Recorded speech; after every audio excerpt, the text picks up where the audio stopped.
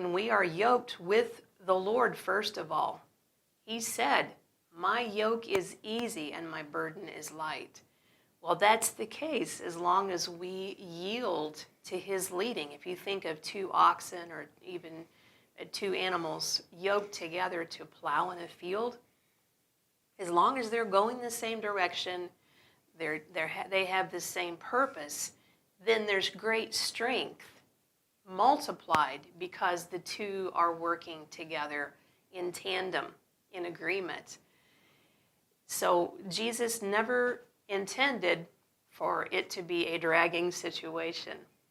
If one is moving and one is standing still or pulling the opposite way, then that yoke is not going to be easy on either side.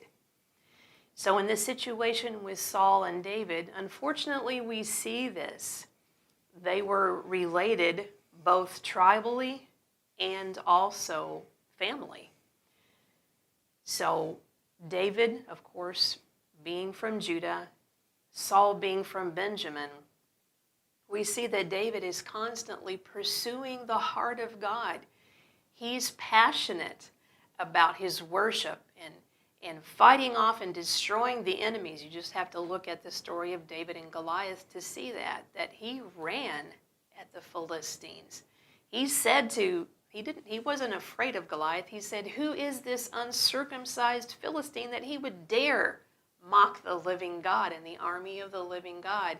So you see two very, very different men. And again, they're yoked together more than anything because they're son-in-law and father-in-law. And you see Saul pulling one direction, doing what he thinks the people want and what he desires. And you see David pulling the opposite direction from that, wanting to be that man after God's own heart.